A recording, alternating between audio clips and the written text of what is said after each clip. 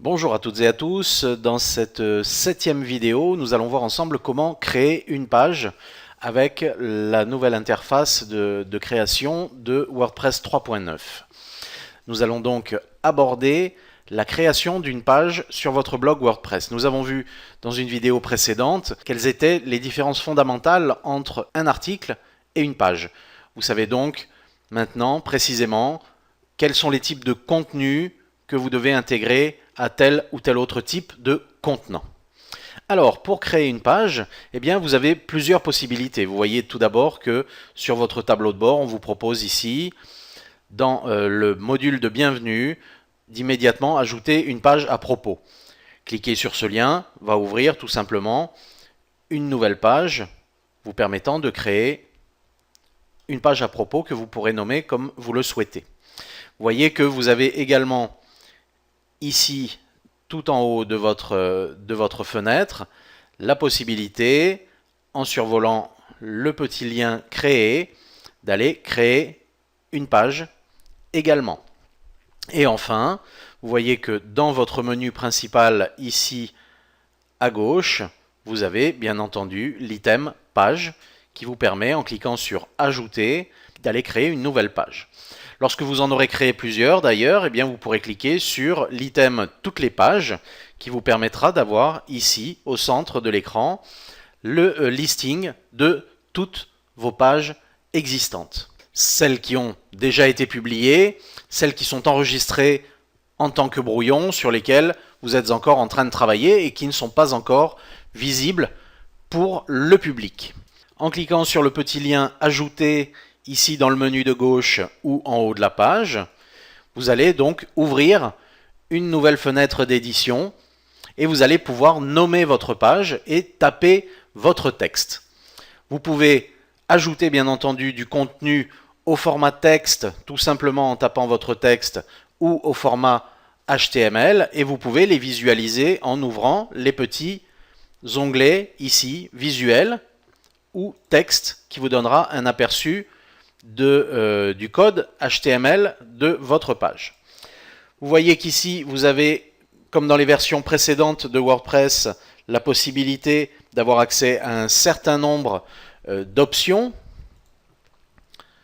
D'accord, pour cette zone d'édition, des options que vous allez pouvoir appliquer à votre texte. Et vous voyez que vous avez également ici un petit bouton, si vous avez souvenance de la version précédente de WordPress, vous aviez ici deux boutons, un petit avec un W et un autre avec un T. Le petit avec un W qui permettait de coller du texte en provenance de Word a disparu pour la simple et bonne raison que les deux fonctionnalités ont été maintenant intégrées dans le même bouton qui porte la lettre T comme ceci. Alors si ce bouton est, comme il l'est actuellement, désactivé, vous allez pouvoir coller du texte directement en provenance de Word et le formatage, la formatation de votre texte sera parfaitement respectée. Alors c'est ce que je vais vous montrer dans ce premier exemple. Je vais aller sur Word sur lequel j'ai créé un petit texte. Ça va être ma page à propos, donc je vais copier le titre que je vais coller ici. Et au centre de la fenêtre d'édition, je vais donc copier mon texte. Alors vous voyez que c'est un texte que j'ai volontairement formaté avec des liens, avec du texte en gras, pour que vous voyez qu'effectivement, en retournant sur la fenêtre d'édition et en utilisant la combinaison de touches CTRL plus V, eh bien, mon texte en provenance de Word est collé automatiquement. Et comme vous allez le voir, et c'est une évolution de WordPress 3.9, pardon, vous avez ici les liens qui sont parfaitement respectés. C'est-à-dire que ce lien qui était cliquable dans mon texte Word, ici, vous le retrouvez également immédiatement cliquable sous la forme d'un lien ici dans le texte que j'ai collé dans mon interface WordPress. Le texte qui était en gras est resté en gras.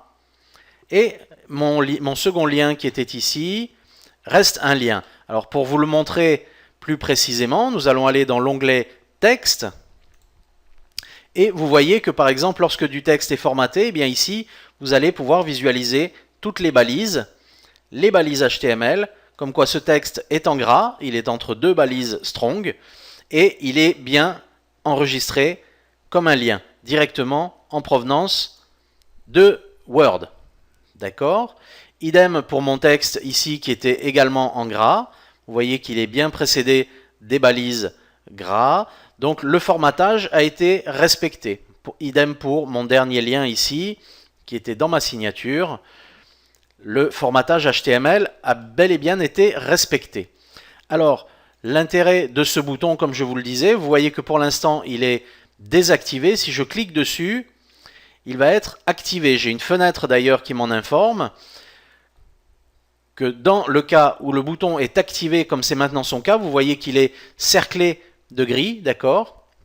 Eh bien, ce bouton, une fois qu'il est sélectionné comme ceci, ne permet plus de coller du texte formaté. Il va permettre de coller uniquement du texte plein, c'est-à-dire uniquement du texte. Alors, je vais supprimer ceci et je vais retourner sur mon article Word, sur ma page à propos. Vous voyez que c'est exactement le même texte avec les formatations, les liens et le gras ici que je vais copier et que je vais, cette fois-ci, tout en ayant activé ici le mode plein de texte, je vais coller CTRL-V mon texte et vous voyez que cette fois-ci, eh bien, il n'y a plus aucune formatation. Les espaces entre les paragraphes n'ont plus été respectés.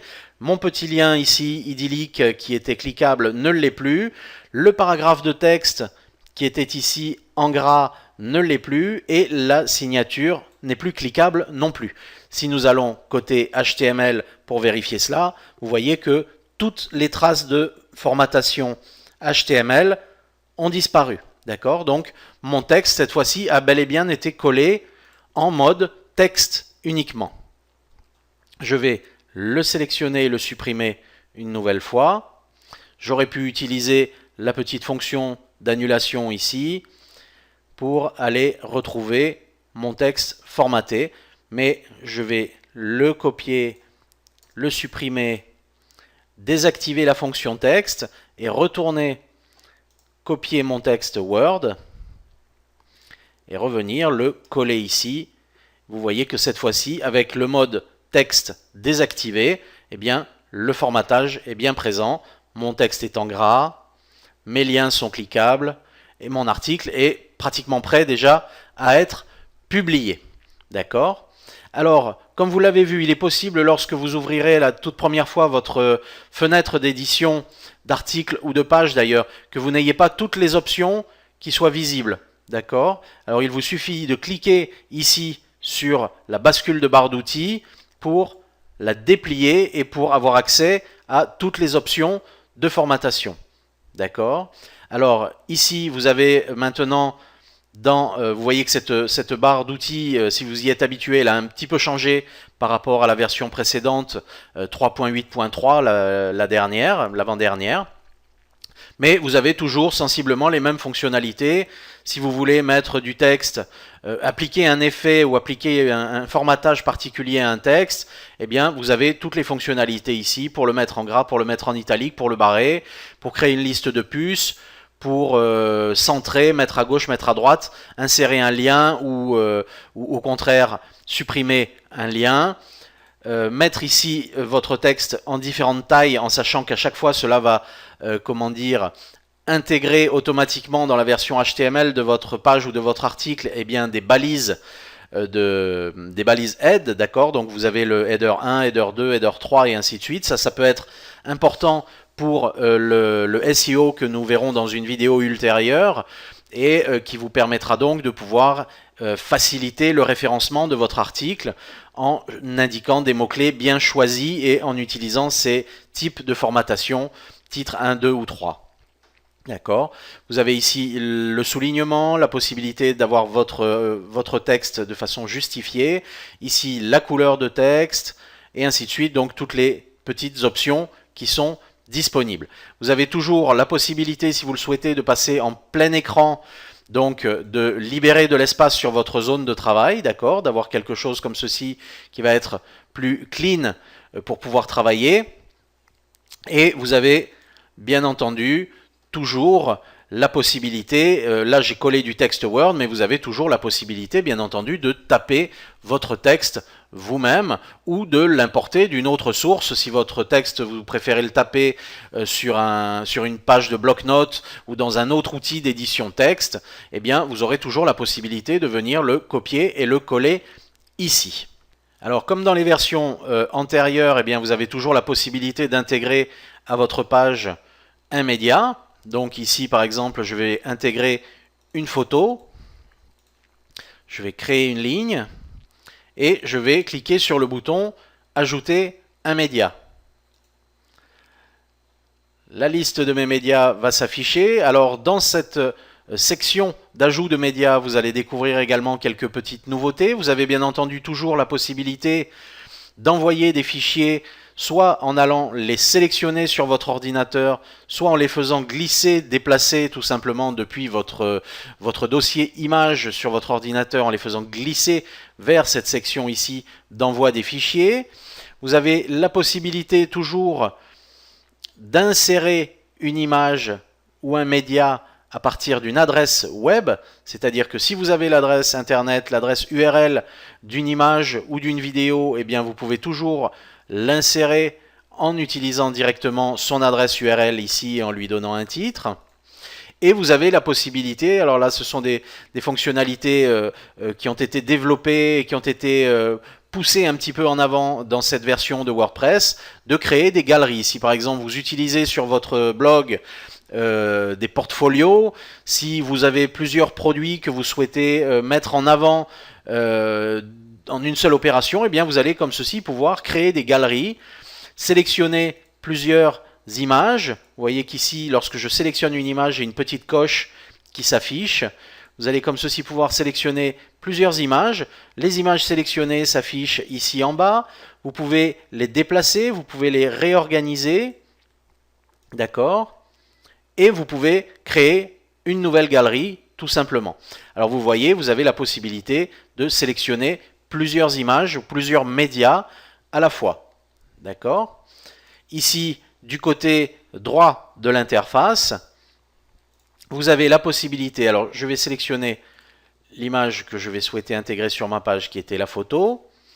Vous avez la possibilité de donner un titre à votre image, de lui ajouter une légende, de lui mettre un texte alternatif. Alors ici, c'est important également pour le référencement et pour l'indexation ensuite de votre article, d'avoir du texte alternatif et de donner un titre à votre image. Ça ne peut qu'aider au référencement de votre article ou de votre page sur la base de vos mots-clés. D'accord ? Et vous pouvez même donner une description, bien entendu, à votre image. Alors ici, moi ce que je voulais c'était insérer un média, donc j'ai donné un titre et un texte alternatif. Vous voyez que j'ai la possibilité de régler l'alignement de mon image. Est-ce que je veux qu'elle soit à gauche, au centre ou à droite, ou au contraire aucun alignement? Est-ce que je veux lier mon fichier image directement à une page du fichier attaché ou alors avec un lien personnalisé éventuellement qui pourrait rediriger les visiteurs vers une autre page, une page interne du blog ou une page externe au blog. Donc dans le cas du lien personnalisé, vous devrez ici taper l'URL de votre lien. En général, lorsque j'intègre un lien à une image, je ne le fais pas ici, je le fais directement dans l'article. Donc ici, je vais laisser ça comme ça. Et vous voyez que vous avez également la taille de votre image originale. Vous aurez parfois la possibilité de modifier la taille de cette image, si vous le souhaitez, plus petite, plus grande. Et une fois que vous avez sélectionné votre média, eh bien, vous n'avez plus qu'à cliquer sur le bouton « Insérer » pour insérer votre image qui vient s'afficher à l'endroit prévu. D'accord ? Alors, comme je vous disais à l'instant, généralement, je ne vais pas le faire ici, mais c'est pour l'exemple. Lorsque je souhaite lier un média, lier une image, c'est ici dans la fenêtre d'édition que je le fais. Je sélectionne mon image et je vais dans le lien ici pour insérer un lien. Ce qui me permet non seulement d'avoir le lien, mais aussi d'ajouter un titre à mon lien, à mon image, un titre qui sera visible au survol de la souris selon les navigateurs utilisés par les visiteurs. Et surtout, j'ai aussi la possibilité de créer ici, de cliquer sur cette petite case qui permettra que le lien de mon image ouvre une nouvelle page dans une nouvelle fenêtre sans obliger mon visiteur à quitter le blog sur lequel il se trouve. Alors, vous voyez que dans cette nouvelle version de WordPress 3.9, vous avez également beaucoup plus de flexibilité au niveau du redimensionnement de vos images. C'est-à-dire qu'ici, maintenant, dans cette version, vous avez la possibilité directement de pouvoir faire un agrandissement ou au contraire une réduction de la taille de vos images directement sans avoir à passer par la fenêtre d'édition comme c'était le cas avant où il fallait éditer l'image et choisir ensuite si l'on souhaitait la réduire à 80%, à 90%. Ici, ce n'est plus le cas. Cette fonctionnalité est nouvelle pour WordPress 3.9. Vous avez maintenant la possibilité d'éditer votre image, mais aussi de la redimensionner directement en utilisant les poignées de redimensionnement. Vous pouvez en faire absolument ce que vous voulez, la déformer directement ici dans la fenêtre d'édition de votre article. Alors une fois que vous avez comme ceci mis en place tous les éléments que vous vouliez pour votre blog, pour votre page, eh bien vous allez pouvoir vous rendre ici dans la section de droite de la fenêtre d'édition où vous allez retrouver le module de publication. Dans ce module de publication se trouve la possibilité pour vous d'enregistrer cette page comme un brouillon si vous souhaitez y revenir plus tard, si vous ne souhaitez pas la publier dans l'immédiat. Vous avez la possibilité de l'enregistrer ici comme un brouillon ou de la mettre en attente de relecture. D'accord? En fonction de l'option que vous aurez choisie, eh bien, vous cliquez ensuite sur OK pour la valider. D'accord? Cette page, une fois enregistrée, de toute façon en mode brouillon, en mode relecture ou en mode publié, eh bien, sera visible dans la liste qui contient toutes vos pages. Ici, je vais la laisser en brouillon pour le moment. Vous avez la possibilité de choisir la visibilité de votre page. Est-elle en mode public? Va-t-elle être en mode protégé par mot de passe? C'est-à-dire que cette page ne sera accessible qu'aux personnes qui posséderont le mot de passe pour y accéder. Donc, vous devrez le communiquer, ce mot de passe, aux personnes à qui vous souhaitez donner l'accès à cette page, ou enfin, est-ce qu'elle sera en mode privé, ou auquel cas, là, il n'y a que vous, en tant qu'administrateur, ou éventuellement les autres administrateurs de votre blog, qui pourraient y accéder. D'accord? Généralement, ce sera en mode public. Et une fois que vous avez fait une modification, vous pensez toujours à cliquer sur OK. Alors, est-ce que vous souhaitez publier votre page immédiatement ou est-ce que vous souhaitez au contraire la programmer, en programmer son apparition? Vous pouvez parfaitement régler la date précise et l'heure exacte à laquelle vous souhaitez que votre page soit publiée sur votre blog. À ce moment-là, eh bien, avant la date et l'heure que vous aurez spécifiée, cette page ne sera pas visible. Cette fonctionnalité peut être intéressante dans le cadre d'un lancement, par exemple, de nouveaux produits, où l'éditeur du produit vous a dit « Attention, ne pas communiquer avant tel jour à telle heure ». D'accord? Alors, dans ce cas-là, vous pourrez ici tout simplement programmer très exactement, très précisément, le moment auquel votre page devra s'afficher. Une fois que vous avez fait des changements, pensez toujours à cliquer sur OK. Ici, vous avez le bouton publier qui deviendra mettre à jour lorsque votre article aura effectivement, ou votre page aura été effectivement publiée pour la première fois. Sous ce module de publication, nous retrouvons le module d'attribut de la page. Alors c'est là que vous pouvez définir si cette page sera une page principale ou encore si elle sera une page enfant d'une autre page principale ou si elle sera une page parent d'une autre page principale. D'accord? Alors c'est ici que vous allez pouvoir définir ces fonctionnalités. Pour l'instant, ça c'est la première page de mon blog, donc toutes les fonctionnalités ne sont pas encore disponibles. Pour l'instant, je peux simplement choisir le modèle de cette page. Est-ce que cette page va être le modèle par défaut? Est-ce que ce sera une page de contributeur ou est-ce que ce sera une page plein écran? Auquel cas, même si votre thème est prévu pour avoir une ou deux colonnes latérales, eh bien cette page en particulier sera visible en plein écran. D'accord?